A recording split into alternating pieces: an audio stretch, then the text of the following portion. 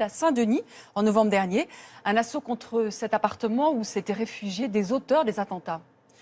Alors 18 novembre, l'assaut s'achève, on est dans le courant de la matinée, souvenez-vous, et les autorités délivrent cette information, c'est une femme kamikaze qui s'est fait sauter. C'est une première, ça suscite beaucoup d'émoi, sauf que ça fait pchit. 48 heures après, on se rend compte que l'information est inexacte. Et comme ça, on va voir toute une série d'infos qui finalement s'avèreront fausses. Et ce qui est surprenant, c'est que toutes ces infos sortent de la bouche des gens les mieux informés de France. Bernard Cazeneuve, le ministre de l'Intérieur, François Molins, le procureur de la République de Paris, Jean-Michel Fauvergue, le patron du RAID. Autant d'approximations, ça éveille le soupçon. On a voulu savoir ce qu'il y avait derrière ces infos erronées. Mais Yvan, est-ce possible d'avoir des informations sur un sujet aussi sensible? Alors si vous appelez le ministère de l'Intérieur, non. Pour le RAID, pareil, chou blanc. En revanche, vous imaginez des attentats d'une telle ampleur, forcément, ça mobilise énormément de policiers venus de plein de services, d'horizons différents, et ça aboutit à la rédaction de beaucoup de rapports. Ces rapports, une source m'a permis d'y accéder. Des rapports confidentiels. Des rapports confidentiels et qui poussent à s'interroger sur la manière dont le RAID a mené cet assaut le 18 novembre à Saint-Denis. Alors Yvan, c'est donc votre enquête, votre sens caché sur l'assaut de Saint-Denis que nous découvrons tout de suite. Vous l'avez réalisé avec Guillaume Beaufils et Karim Annette.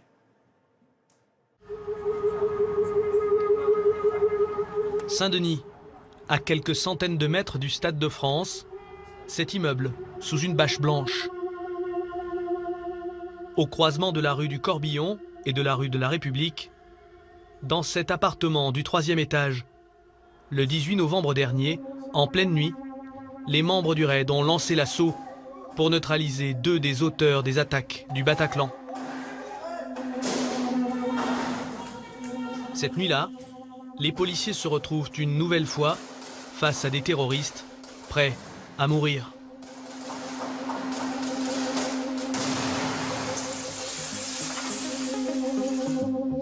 Que s'est-il vraiment passé ce soir-là? Très vite, des informations contradictoires vont circuler.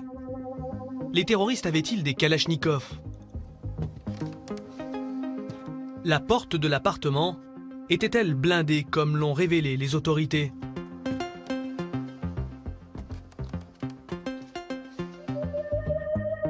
On risque de se faire péter dessus, mais on y va. Et après, vous avez une polémique qui surgit. Ça fait mal, quoi. Ces critiques-là font mal à mes gars. Et à un certain moment, c'est invivable. Ces polémiques difficiles à supporter pour les membres du RAID sont-elles fondées? Nous avons pu accéder à des rapports d'enquête confidentiels. Ils éclairent d'un jour nouveau les coulisses de cette intervention qui ne s'est pas tout à fait déroulée comme les autorités l'ont raconté. Assaut de Saint-Denis, la contre-enquête. Au lendemain des attentats, Abdelhamid Abaoud, l'organisateur des attaques du 13 novembre, se terre dans ses buissons, sous l'autoroute, à Aubervilliers. Il contacte alors sa cousine, Asna Haït Boulassen. Elle vit en banlieue. Il lui demande une planque pour lui et son complice, Chaki Bakrou, l'un des tireurs de l'attaque des terrasses. Si Abaoud appelle sa cousine Asna, c'est parce qu'ils ont été proches. Et il le sait, la jeune femme ne le laissera pas tomber. Asna Haït Boulassen, 26 ans. Nous nous sommes procuré un document exclusif. Le voici. Nous sommes en juin dernier. Asna parle à une amie qui la filme avec son téléphone. Abdelhamid, c'est mon cousin, voilà, c'est le fils de la sœur à ma mère. C'est vrai qu'il a été recherché et qu'il est toujours recherché par la police mondiale. Et pour moi, voilà, c'est mon cousin et voilà, c'est vrai qu'il est recherché.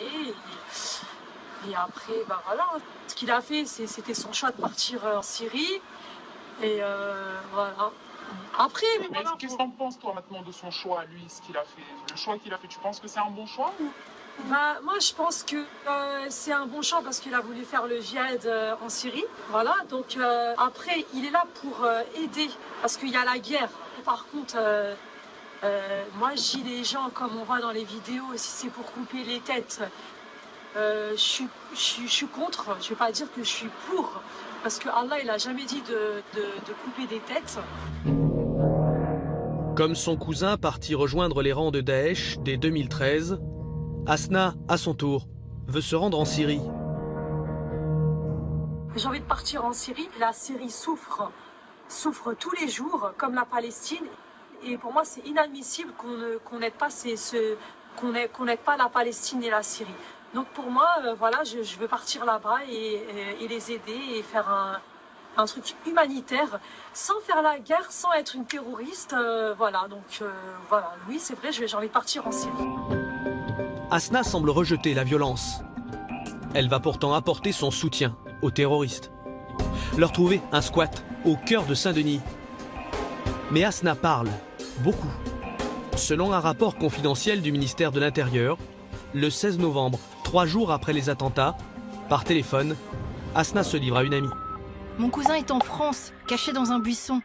Il a une ceinture d'explosifs. Dans 3 jours, il fera un attentat. Selon nos informations, dans son entourage, Asna informe au moins 4 personnes de la présence d'Abaoud, mais une seule donne l'alerte, son amie Sonia. Tout ce que Asna lui dit, elle le répète aux policiers. Stéphanie Marteau est journaliste. Pour le quotidien Le Monde, elle est la première à avoir enquêté sur les coulisses de l'assaut.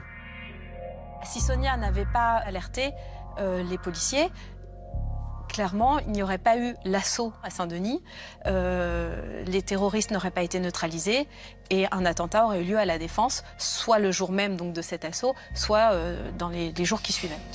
Les informations transmises par Sonia, le RAID va les utiliser pour préparer son intervention.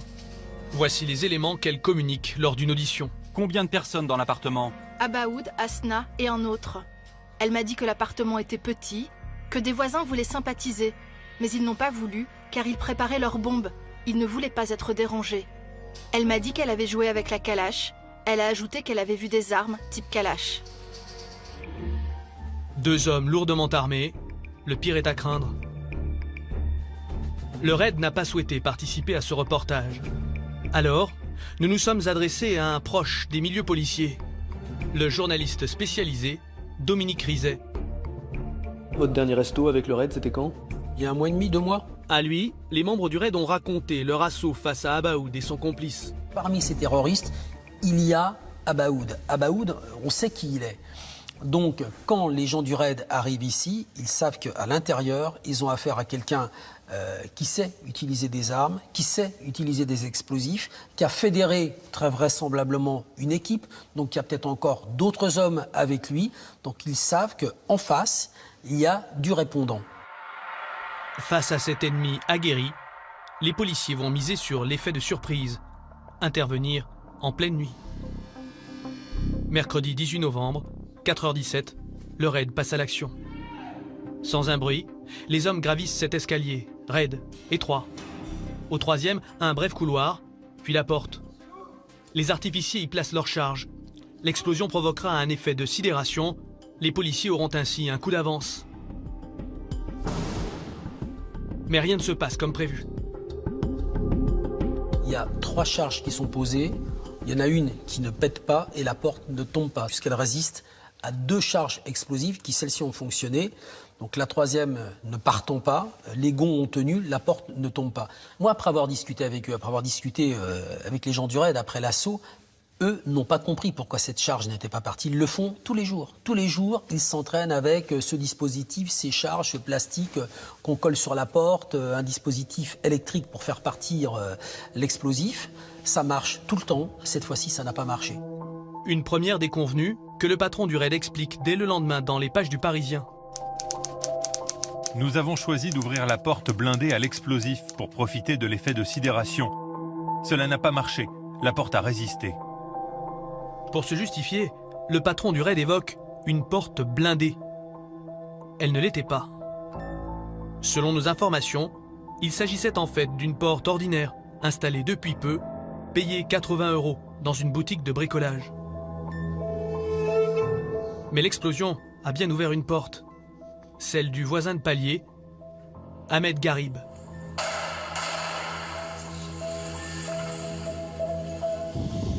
À 62 ans, cet Égyptien en situation irrégulière était installé rue du Corbillon depuis 1 an. J'ai participé à la guerre des 6 jours. Je n'y ai pas vécu 1% de ce qui s'est passé là. Le bruit de l'explosion m'a fait sauter de mon lit. Parce que j'ai pensé que le bâtiment allait s'effondrer. Je suis sorti en short et en t-shirt. Là, j'ai été horrifié. J'ai vu toutes ces armes pointées sur moi. J'ai voulu quitter l'immeuble. Ils m'ont ordonné de rentrer chez moi. Avant l'assaut, le raid a évacué une partie des habitants. Pas tous, pas Ahmed. Il va alors se retrouver au cœur d'un déluge de feu qui lui coûtera cher. Il est un peu plus de 4 heures rue du Corbillon. La porte a résisté. À présent, les terroristes ripostent. Une réplique d'une rare intensité. Le feu a été d'une densité extrême. Du moins, il y a eu des rafales incessantes, on était en situation de guerre, des rafales. C'est le message que vont marteler de concert. Ils avaient 2 à 3 Kalachnikov minimum. Les numéros 1 et 2 du raid, ainsi que le ministre de l'Intérieur et le procureur de la République. Les policiers, essuyant le feu pendant de nombreuses heures, dans des conditions qu'ils n'avaient jusqu'à présent jamais rencontrées. Des tirs très nourris et quasi interrompus s'en sont suivis pendant près d'1 heure. Je peux vous dire qu'on a, du côté police, on a tiré quasiment plus de 5000 munitions. Des heures de fusillade, des kalachnikovs. Voilà pour la version officielle. Et si la réalité était tout autre? Les policiers n'ont pas tiré 5000 balles, mais 3 fois moins. Quand la porte de l'appartement refuse de s'ouvrir, les policiers reculent, se positionnent dans la cage d'escalier. C'est d'ici qu'ils vont tirer. Ma porte ne fermait plus. Je me suis réfugié dans un coin. Les policiers tiraient non-stop. Ils s'étaient placés dans l'escalier en face de ma porte, 5 marches plus bas. Selon un rapport confidentiel daté du lendemain de l'assaut, voici l'inventaire précis des munitions utilisées par les policiers. Un total de 1565 douilles recensées, du 5,56 pour l'essentiel, le calibre des fusils mitrailleurs du raid. Olivier Sladki, charpentier, 50 ans. Après l'assaut, il est aussitôt réquisitionné pour venir étayer l'immeuble qui menace de s'effondrer. Il est l'un des premiers à y pénétrer. Quand je suis rentré dans cet appartement, on avait affaire à une scène de guerre. Tellement il y avait d'impact de balles à tous les niveaux, dans le sol, dans le plafond, dans les murs. L'escalier était jonché de douilles sur toutes les marches. Donc il fallait faire attention du reste, de ne pas marcher dessus pour ne pas tomber. Et puis par contre, dans les pièces du fond, non, c'était beaucoup plus restreint. Il y avait peut-être quelques impacts. Les pièces du fond, celles où se réfugient les 2 terroristes et Asna. C'est d'ici qu'ils auraient tiré de longues rafales de Kalachnikov. C'est ce que l'on apprend dans la version officielle. Quand Shakib Akrou actionne sa ceinture, le 3e étage s'effondre sur le second. De la pièce, ne reste alors que ses gravats. Depuis, ils sont entreposés ici, en banlieue parisienne, dans cette benne rouge placée sous scellé. Les policiers y ont-ils retrouvé les 2 ou 3 kalachnikovs évoqués par le patron du raid et par Sonia, son informatrice? Réponse, dans un rapport du brigadier M, daté du 21 novembre, après plusieurs tamisages des débris. Nos opérations terminées, disons qu'aucune munition ni arme de type Kalachnikov n'ont été retrouvées au cours de nos investigations. Là, on se dit, c'est pas possible, il nous manque les Kalachnikov. Les déclarations publiques ne coïncident pas du tout avec les constatations qui vont être opérées quelques heures après l'assaut par les policiers. C'est la SDAT, la sous-direction antiterroriste de la direction centrale de la PJ, qui va fouiller cette benne 1 fois, 2 fois, 3 fois. Et dans cette benne, on découvre un pistolet automatique. Un semi-automatique Browning, sur lequel se trouvent les empreintes d'Abdelhamid Abaoud. C'est une vieille arme qui tire du 9 mm. Et on découvre que cette arme, elle a tiré une quinzaine de cartouches. Une quinzaine de cartouches, c'est un chargeur plein. 15 coups tirés, pas de Kalachnikov. À la place, ce type de pistolet. Le pistolet Browning, en voici un, c'est un modèle GP35. Jean-Claude Schlinger est expert balistique auprès des tribunaux. Il est déjà intervenu dans plus de 1500 affaires criminelles. Cette arme a été fabriquée en Belgique à partir de 1935. Elle était réglementaire dans l'armée belge d'abord et dans d'autres armées du monde. Ce que tire cette arme, est-ce que ça peut être confondu avec une Kalachnikov? Pas du tout. Ne serait-ce que au niveau des bruits de détonation, un tir de Kalachnikov est tout à fait caractéristique et n'a rien à voir avec le bruit provoqué par un pistolet Browning. Si on est un policier, un plus fort titre patron du raid, on peut se tromper? Non, je pense pas. Pas de Kalachnikov, mais un vieux revolver. Pas de longue rafale, mais une quinzaine de balles. Les autorités ont-elles réécrit l'histoire de l'assaut? Pourquoi ont-elles voulu cacher une certaine confusion durant l'opération? Une nouvelle note confidentielle sème le trouble. Cette fois, elle est signée du brigadier V et s'intitule « Constatation sur les équipements balistiques du raid ». Dans ce document, la description minutieuse de l'état des boucliers après l'assaut. Des boucliers Ramsès comme celui-ci, tous deux criblés d'impact. Sur cette modélisation, nous avons reporté chacune des traces de balles relevées dans le rapport. Sur le premier bouclier, 9 impacts. Sur le second, 12. Soit un total de 21 projectiles, alors que les terroristes n'ont tiré que 15 balles. Mais plus troublant encore, sur l'intérieur des boucliers, là, on relève plus d'une quarantaine d'impacts.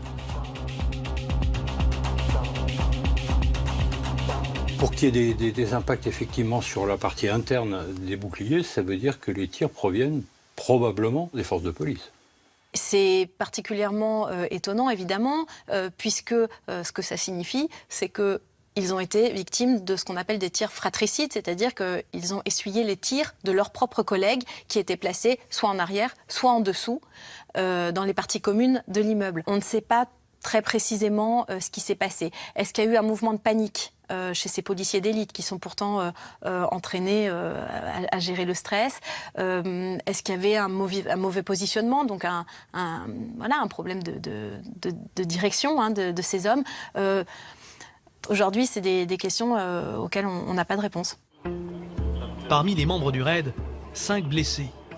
Selon nos informations, ce ne sont pas les balles des terroristes qui les auraient touchés. Bavure? Non, selon Dominique Rizet, auquel les membres du raid ont expliqué ce volet de l'assaut. Le bouclier il est positionné sur le palier, dans l'attente de l'entrée de la colonne du raid qui sera derrière le bouclier.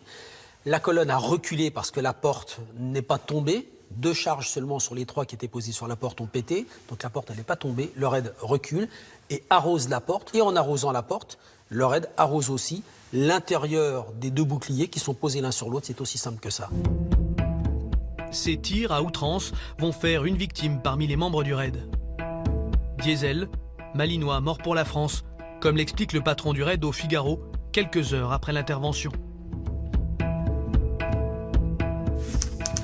Après un long moment sans tir, on décide d'envoyer un chien pour qu'il fasse une reconnaissance des lieux. Malheureusement, Diesel, un chien d'attaque, est tué à la Brennec. Le chien qu'envoient les hommes du raid sur les terroristes, le patron du raid dira qu'il est tué à la Brennec. C'est quoi? Alors la Brennec, c'est une cartouche utilisée dans les fusils de chasse, donc des armes à canon lisse. Voici une cartouche à balle Brennec. C'est une balle qui pèse 30 grammes. Ça peut être tiré par n'importe quel fusil de chasse, mais notamment par des fusils à pompe, qui sont des armes utilisées beaucoup dans le cadre des affaires criminelles. On n'a pas retrouvé ça du côté des terroristes. Est-ce que le raid dispose de ce type d'armes? Alors le raid dispose effectivement de fusils à pompe, comme toutes les forces de police et de gendarmerie. Si le chien a été tué par une Brennec, c'est que c'est sorti d'un fusil comme ça. Si effectivement il n'y a pas d'armes de ce type qui ont été retrouvées à l'emplacement où se trouvaient les terroristes, c'est que quelqu'un d'autre a tiré. Si quelqu'un d'autre a tiré, ça ne peut être qu'un policier, évidemment. Les policiers ont-ils tiré aveuglément? Vraisemblablement. Mais avaient-ils le choix? En face d'eux, ce jour-là, les ennemis ne sont pas des adversaires comme les autres, ce sont des kamikazes. Les membres du raid optent alors pour une mitraille continue, des tirs de saturation. Le tir de saturation, c'est pour empêcher la personne de se déplacer et d'approcher jusqu'à vous. Donc les gens du raid sont en haut de l'escalier. À l'intérieur de l'appartement, il y a des gens qui sont chargés de ceintures d'explosifs. Qu'est-ce qu'ils veulent faire, eux? C'est s'approcher des gens du raid et se faire exploser. Donc on les empêche d'approcher, on les empêche de franchir cette porte, on canarde la porte, on tire sur la porte, on tire sur les murs, ils ne peuvent pas sortir. Docteur Bernard Marc, médecin légiste, il a déjà travaillé sur les ravages d'explosions terroristes. Dans les ceintures d'explosifs, des dizaines d'écrous comme celui-ci. Selon lui, si le kamikaze s'était fait sauter dans la même pièce que les policiers, ni les casques, ni les gilets pare-balles n'auraient suffi. Les lésions peuvent être multiples, différentes, mais il peut y avoir véritablement des membres arrachés ou des lésions de ce type, et des lésions extrêmement graves. Donc un casque, un gilet pare-balles, s'il y a une quarantaine de projectiles ou une trentaine de projectiles qui arrivent au même endroit, eh bien, ils ne pourront plus faire l'effet protecteur, ils ne seront plus suffisants pour faire l'effet protecteur devant quelque chose qui, je le rappelle, se rapproche plus d'un obus ou d'une grenade qu'évidemment d'un projectile d'arme à feu. Un risque supérieur encore à ce que connaît le raid d'ordinaire. Une situation d'extrême tension qui n'aurait laissé aucune place à la négociation, malgré les demandes d'Asna. Il est où ton copain? C'est pas mon copain! Il est où? C'est pas mon copain!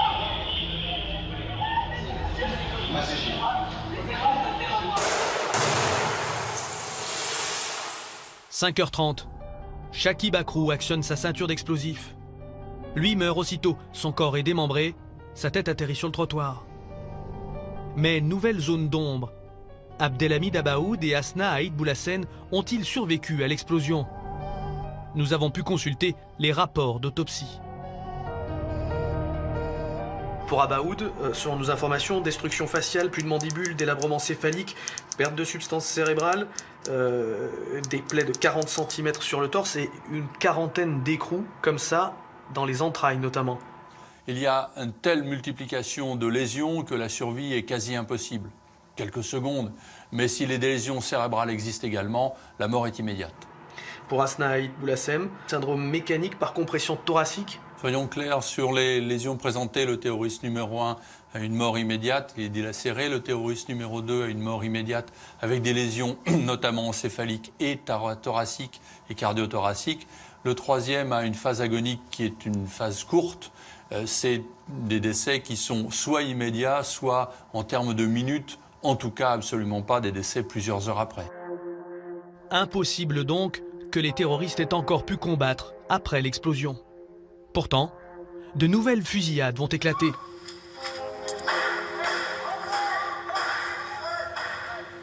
À 5h30, les occupants de l'appartement conspiratif sont morts.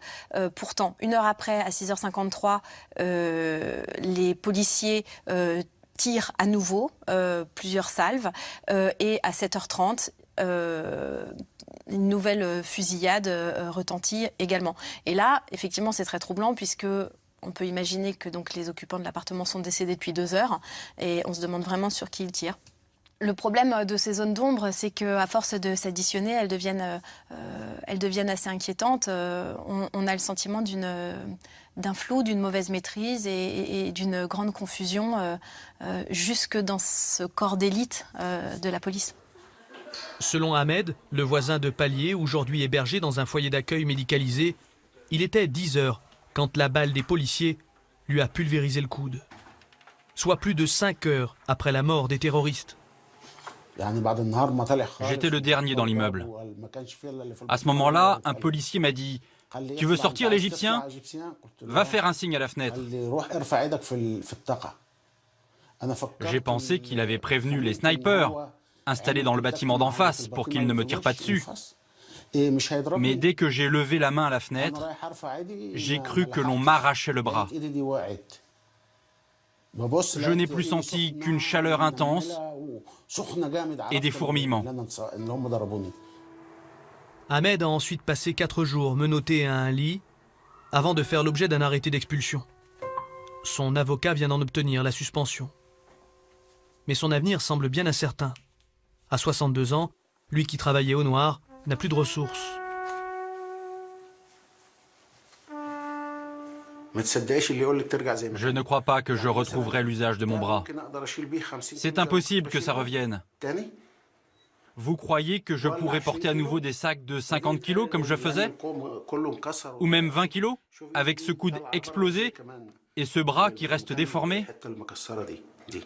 Allons, regardez.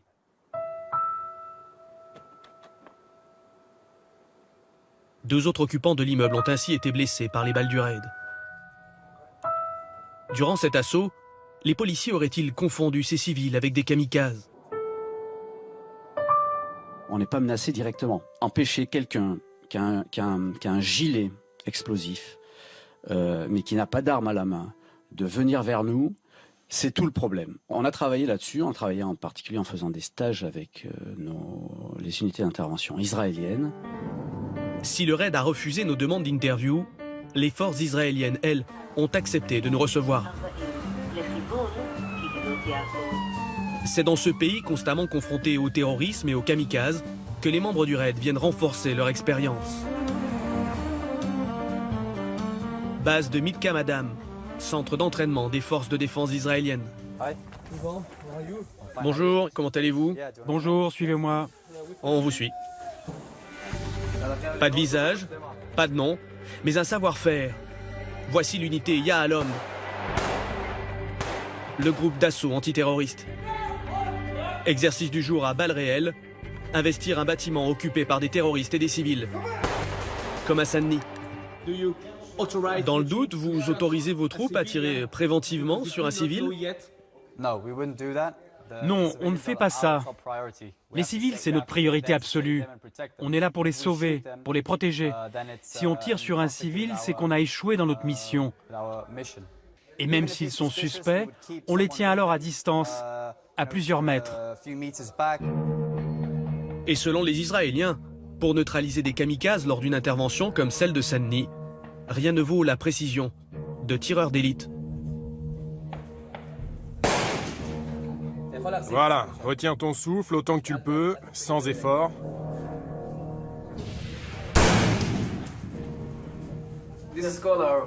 Sur ce tableau, nous affichons les meilleures performances de nos snipers.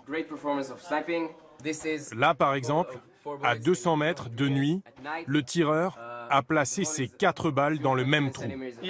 Je veux vous montrer ces images de l'assaut de Sanni. Là, vous voyez les balles qui claquent autour des fenêtres. Les policiers ne sont pas surpris. Ils savent qu'ils ont affaire aujourd'hui à des hommes très déterminés. Les 3 terroristes sont morts avec leurs gilets explosifs. Et nos policiers ont touché 3 civils au bras. En tant que tireur d'élite, vous en pensez quoi? C'est un désastre. Ça n'aurait jamais pu arriver ici. Nos snipers sont professionnels.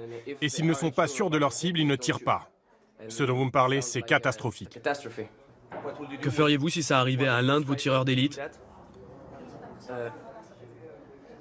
On les entraîne pour que ça n'arrive pas. Et si ça arrivait quand même? On les virerait. Ils ne pourraient pas continuer à être snipers. Bièvre, siège du raid, Bernard Cazeneuve vient décorer les membres du corps d'élite et profite de l'occasion pour une mise au point sur ces polémiques. Je ne laisserai jamais personne salir votre travail, ni vous attaquer injustement.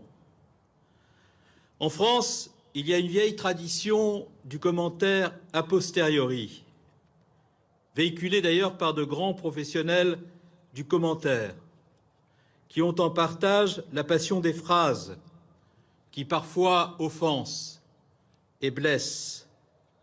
Ceux-là qui aiment les phrases ne prendront jamais place dans les colonnes d'assaut. Alors député, Bernard Cazeneuve avait pourtant soutenu la création d'une commission d'enquête sur la mort de Mohamed Merah et l'action du raid à Toulouse. Le ministre balaye cette fois la polémique. Mais si la volonté politique de rapidement communiquer sur l'assaut avait nourri la controverse. Le vrai problème, en réalité, de cet assaut, c'est une mauvaise communication. C'est-à-dire que si le ministre de l'Intérieur, Bernard Cazeneuve, le patron du RAID, Jean-Michel Fauvergue notamment, ne s'étaient pas précipités l'un puis l'autre sur les plateaux pour expliquer qu'ils avaient essuyé un feu nourri, qu'on leur tirait dessus à la Kalachnikov, qu'une femme kamikaze s'était faite exploser. Enfin bref, beaucoup de choses qui se sont avérées fausses par la suite. Si ces gens n'avaient pas communiqué trop vite, finalement, il n'y aurait pas eu plus de polémique que ça sur les conditions de l'assaut de Saint-Denis. Le problème, c'est qu'on a essayé de nous vendre un récit dès les premières heures, un récit qui était extrêmement valorisant pour les hommes du RAID, un récit qui montrait une police française aguerrie, puissante. Or, ce jour-là, elle a aussi montré certaines failles. Le 18 novembre 2016, à Saint-Denis, la stratégie policière a peut-être montré quelques faiblesses. Mais s'il est une chose qui ne saurait faire polémique, c'est bien le sens de l'engagement des membres du RAID.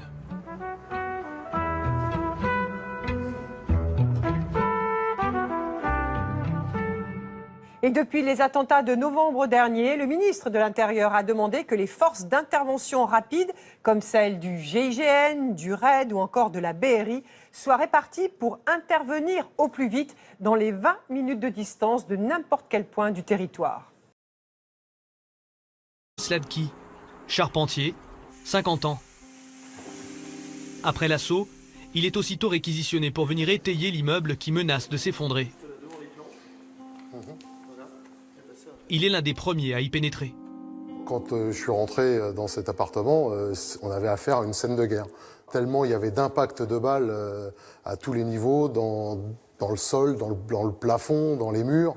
L'escalier était jonché de douilles sur toutes les marches. Donc il fallait faire attention du reste de ne pas marcher dessus pour ne pas tomber. Et puis par contre, dans les pièces du fond, non, c'était beaucoup plus restreint. Il y avait peut-être quelques impacts. Les pièces du fond, celles où se réfugient les deux terroristes et Asna. C'est d'ici qu'ils auraient tiré de longues rafales de Kalachnikov. C'est ce que l'on apprend dans la version officielle. Quand Shaki Bakrou actionne sa ceinture, le troisième étage s'effondre sur le second. De la pièce, ne reste alors que ses gravats. Depuis, ils sont entreposés ici, en banlieue parisienne, dans cette benne rouge placée sous scellé. Les policiers y ont-ils retrouvé les 2 ou 3 Kalachnikov évoqués par le patron du RAID et par Sonia, son informatrice? Réponse, dans un rapport du brigadier M, daté du 21 novembre, après plusieurs tamisages des débris. Nos opérations terminées, disons qu'aucune munition ni arme de type Kalachnikov n'ont été retrouvées au cours de nos investigations. Là, on se dit, c'est pas possible, il nous manque les Kalachnikov. Les déclarations publiques ne coïncident pas du tout avec les constatations qui vont être opérées quelques heures après l'assaut par les policiers. C'est la SDAT, la sous-direction antiterroriste de la direction centrale de la PJ, qui va fouiller cette benne une fois, 2 fois, 3 fois. Et dans cette benne, on découvre un pistolet automatique. Un semi-automatique Browning, sur lequel se trouvent les empreintes d'Abdelhamid Abaoud. C'est une vieille arme qui tire du 9 mm. Et on découvre que cette arme, elle a tiré une quinzaine de cartouches. Une quinzaine de cartouches, c'est un chargeur plein. 15 coups tirés, pas de Kalachnikov. À la place, ce type de pistolet. Le pistolet Browning, en voici un, c'est un modèle GP35. Jean-Claude Schlinger est expert balistique auprès des tribunaux. Il est déjà intervenu dans plus de 1500 affaires criminelles. Cette arme a été fabriquée en Belgique à partir de 1935. Elle était réglementaire dans l'armée belge d'abord et dans d'autres armées du monde. Ce que tire cette arme, est-ce que ça peut être confondu avec une Kalachnikov? Pas du tout. Ne serait-ce que au niveau des bruits de détonation, un tir de Kalachnikov est tout à fait caractéristique et n'a rien à voir avec le bruit provoqué par un pistolet Browning. Si on est un policier, à plus fort titre patron du RAID, on peut se tromper? Non, je pense pas. Pas de Kalachnikov, mais un vieux revolver. Au lendemain des attentats, Abdelhamid Abaoud, l'organisateur des attaques du 13 novembre, se terre dans ses buissons, sous l'autoroute, à Aubervilliers. Il contacte alors sa cousine, Asna Haït Boulassen. Elle vit en banlieue. Il lui demande une planque pour lui et son complice, Shaki Bakrou, l'un des tireurs de l'attaque des terrasses. Si Abaoud appelle sa cousine Asna, c'est parce qu'ils ont été proches. Et il le sait, la jeune femme ne le laissera pas tomber. Asna Haït Boulassen, 26 ans. Nous nous sommes procuré un document exclusif. Le voici. Nous sommes en juin dernier. Asna parle à une amie qui la filme avec son téléphone. Abdelhamid, c'est mon cousin, voilà, c'est le fils de la sœur à ma mère. C'est vrai qu'il a été recherché et qu'il est toujours recherché par la police mondiale. Et pour moi, voilà, c'est mon cousin et voilà, c'est vrai qu'il est recherché. Et après, ben voilà, ce qu'il a fait, c'était son choix de partir en Syrie. Et voilà. Après, voilà, qu'est-ce que t'en penses toi maintenant de son choix, lui, ce qu'il a fait, le choix qu'il a fait, tu penses que c'est un bon choix ou... Bah, moi, je pense que c'est un bon choix parce qu'il a voulu faire le djihad en Syrie. Voilà, donc après, il est là pour aider parce qu'il y a la guerre. Par contre, moi, je dis les gens, comme on voit dans les vidéos, si c'est pour couper les têtes, je suis contre. Je ne vais pas dire que je suis pour parce que Allah, il n'a jamais dit de couper des têtes. Comme son cousin parti rejoindre les rangs de Daesh dès 2013, Asna, à son tour, veut se rendre en Syrie. J'ai envie de partir en Syrie. La Syrie souffre tous les jours, comme la Palestine. Et pour moi, c'est inadmissible qu'on n'aide pas, qu'on n'aide pas la Palestine et la Syrie. Donc pour moi, voilà, je veux partir là-bas et les aider et faire un truc humanitaire, sans faire la guerre, sans être une terroriste. Voilà, donc voilà, oui, c'est vrai, j'ai envie de partir en Syrie. Asna semble rejeter la violence. Elle va pourtant apporter son soutien aux terroristes. Leur trouver un squat au cœur de Saint-Denis. Mais Asna parle, beaucoup. Selon un rapport confidentiel du ministère de l'Intérieur, le 16 novembre, 3 jours après les attentats, par téléphone, Asna se livre à une amie. Mon cousin est en France, caché dans un buisson. Il a une ceinture d'explosifs. Dans 3 jours, il fera un attentat. Selon nos informations, dans son entourage, Asna informe au moins 4 personnes de la présence d'Abaoud, mais une seule donne l'alerte, son amie Sonia. Tout ce que Asna lui dit, elle le répète aux policiers. Stéphanie Marteau est journaliste. À Saint-Denis, en novembre dernier, un assaut contre cet appartement où s'étaient réfugiés des auteurs des attentats. Alors 18 novembre, l'assaut s'achève, on est dans le courant de la matinée, souvenez-vous, et les autorités délivrent cette information, c'est une femme kamikaze qui s'est fait sauter. C'est une première, ça suscite beaucoup d'émoi, sauf que ça fait pchit. 48 heures après, on se rend compte que l'information est inexacte. Et comme ça, on va voir toute une série d'infos qui finalement s'avèreront fausses. Et ce qui est surprenant, c'est que toutes ces infos sortent de la bouche des gens les mieux informés de France. Bernard Cazeneuve, le ministre de l'Intérieur, François Molins, le procureur de la République de Paris, Jean-Michel Fauvergue, le patron du RAID. Autant d'approximations, ça éveille le soupçon. On a voulu savoir ce qu'il y avait derrière ces infos erronées. Mais Yvan, est-ce possible d'avoir des informations sur un sujet aussi sensible? Alors si vous appelez le ministère de l'Intérieur, non.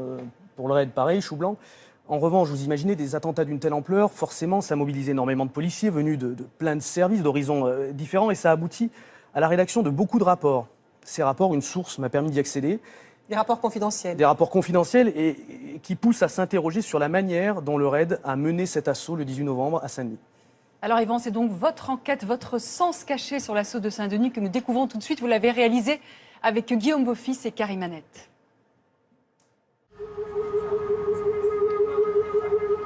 Saint-Denis, à quelques centaines de mètres du Stade de France, cet immeuble, sous une bâche blanche. Au croisement de la rue du Corbillon et de la rue de la République, dans cet appartement du 3e étage, le 18 novembre dernier, en pleine nuit, les membres du RAID ont lancé l'assaut pour neutraliser 2 des auteurs des attaques du Bataclan. Cette nuit-là, les policiers se retrouvent une nouvelle fois face à des terroristes prêts à mourir.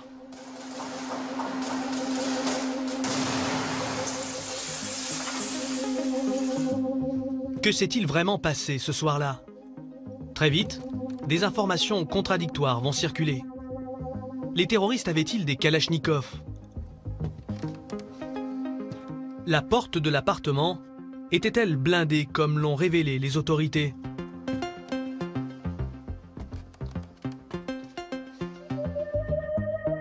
on risque de se faire péter dessus, mais on y va. Et après, vous avez une polémique qui surgit. Ça fait mal, quoi. Ces critiques-là font mal à Méga, et à un certain moment, c'est invivable. Ces polémiques difficiles à supporter pour les membres du RAID sont-elles fondées? Nous avons pu accéder à des rapports d'enquête confidentiels. Ils éclairent d'un jour nouveau les coulisses de cette intervention qui ne s'est pas tout à fait déroulée comme les autorités l'ont raconté. Assaut de Saint-Denis, la contre-enquête. Évoque une porte blindée. Elle ne l'était pas. Selon nos informations, il s'agissait en fait d'une porte ordinaire, installée depuis peu, payée 80 € dans une boutique de bricolage. Mais l'explosion a bien ouvert une porte, celle du voisin de palier, Ahmed Garib.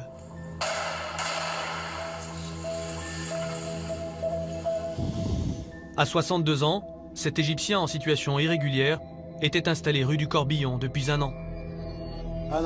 J'ai participé à la guerre des 6 jours. Je n'y ai pas vécu 1% de ce qui s'est passé là. Le bruit de l'explosion m'a fait sauter de mon lit, parce que j'ai pensé que le bâtiment allait s'effondrer. Je suis sorti en short et en t-shirt. Là, j'ai été horrifié. J'ai vu toutes ces armes pointées sur moi. J'ai voulu quitter l'immeuble. Ils m'ont ordonné de rentrer chez moi. Avant l'assaut, le RAID a évacué une partie des habitants. Pas tous, pas Ahmed. Il va alors se retrouver au cœur d'un déluge de feu qui lui coûtera cher. Il est un peu plus de 4 heures rue du Corbillon.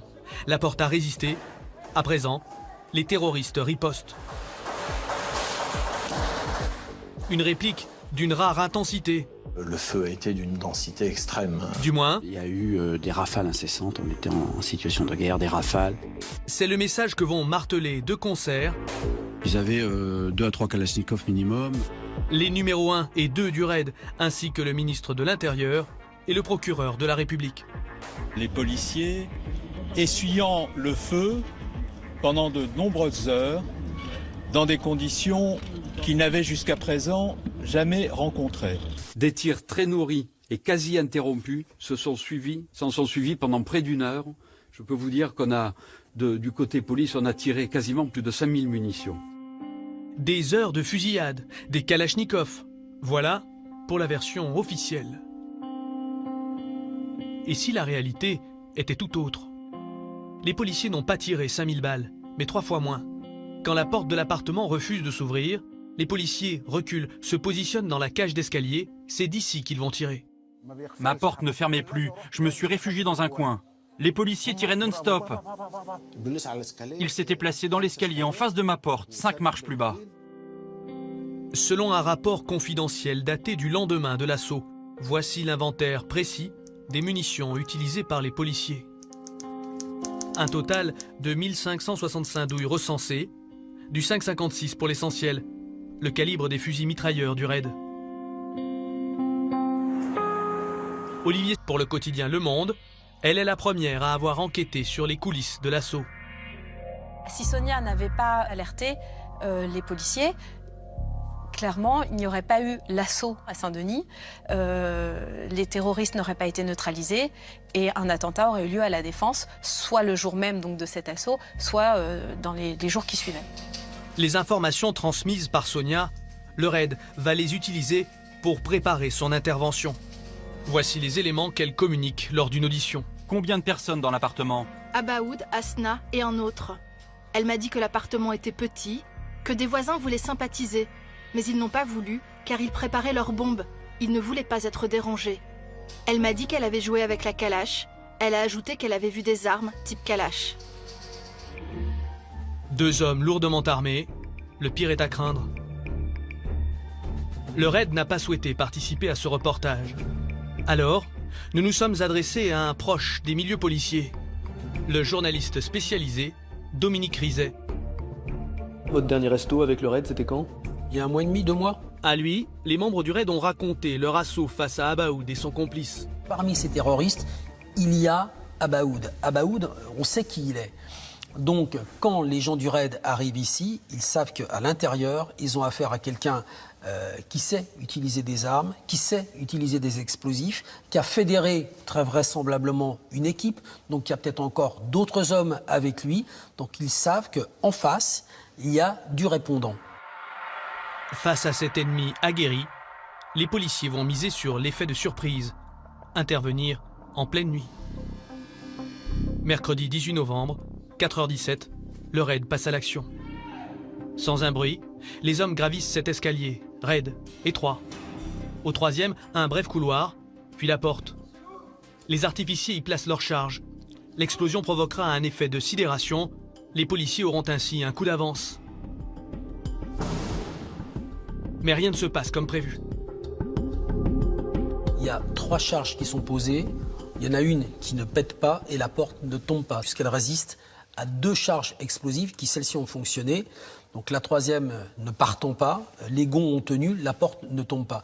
Moi, après avoir discuté avec eux, après avoir discuté avec les gens du RAID, après l'assaut, eux n'ont pas compris pourquoi cette charge n'était pas partie. Ils le font tous les jours. Tous les jours, ils s'entraînent avec ce dispositif, ces charges, ce plastique qu'on colle sur la porte, un dispositif électrique pour faire partir l'explosif. Ça marche tout le temps. Cette fois-ci, ça n'a pas marché. Une première déconvenue que le patron du RAID explique dès le lendemain dans les pages du Parisien. Nous avons choisi d'ouvrir la porte blindée à l'explosif pour profiter de l'effet de sidération. Cela n'a pas marché. La porte a résisté. Pour se justifier, le patron du RAID